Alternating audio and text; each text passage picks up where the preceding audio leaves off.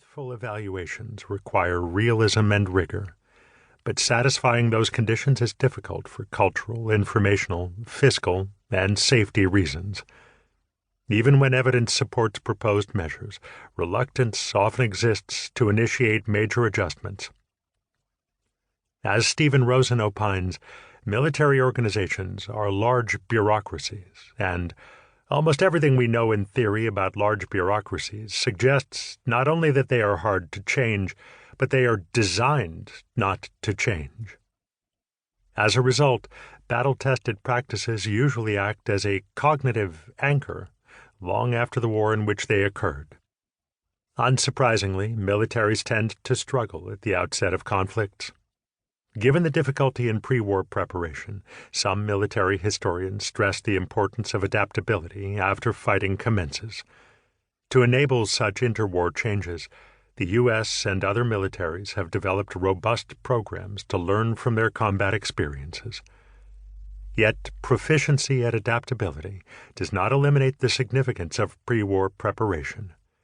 Even historians stressing such learning acknowledge that taking advantage of new data is heavily dependent on the soundness of the service's pre-war foundation. Moreover, at times the gap between opposing forces is so great that the opening campaign proves determinative, rendering adaptability irrelevant. Plus, a credible standing military capability has critical importance for states' abilities to deter aggression and thus avoid war. The very term wargame, Kriegspiel, reflects the desire to discern deficiencies without actual combat. Unfortunately, informational benefits of such simulations do not match the data provided by actual combat. Officials have even suggested manufacturing modest military action purely for knowledge acquisition. For example, Assistant Secretary of the Navy Theodore Roosevelt advocated in late 1897 for a Cuban landing, if only for the sake of learning from our own blunders. Such provocative behavior, however, rarely if ever occurs in modern times.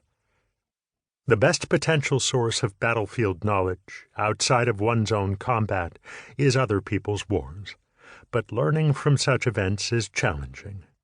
For an army that had been at peace for many years, German military theorist Karl von Clausewitz recommended that some officers should be sent to observe operations and learn what war is like.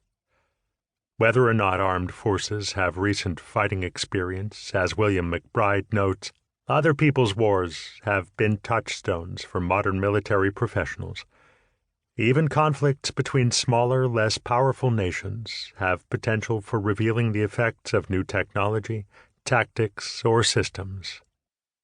Andrew Krapinovich characterizes such battles as precursor wars, the neglect of which imperils major powers existing in an unstable security environment. Nevertheless, the extent to which attempts at learning from these events has led to better preparedness is an open question. The idiosyncratic nature and investigatory difficulty of foreign wars complicates accurately capturing what happened.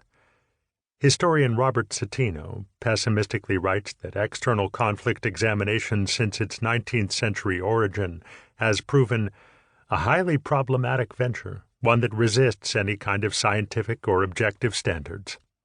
Even with accurate data, doubt exists to its relevancy. President Theodore Roosevelt cautioned the U.S. Army Chief of Staff after the Russo-Japanese War against following in servile fashion the victorious Japanese, because not all of the things they have done have been wise, and some of the wise things they have done are not wise for us. Sound advice, but such guidance is prone to abuse if findings suggest the need for bureaucratically or culturally unappealing changes. We need to better understand the dynamics of learning from foreign wars to avoid recurring pitfalls and maximize their utility. This subject has been neglected, in contrast to an extensive literature examining learning from one's own experiences. Previous works have consisted of either single-case victories, for example Greenwood, Huntonen, Moten, or investigation of multiple experiences from a single war or era, for example Luvas, O'Connor, Vaca. These studies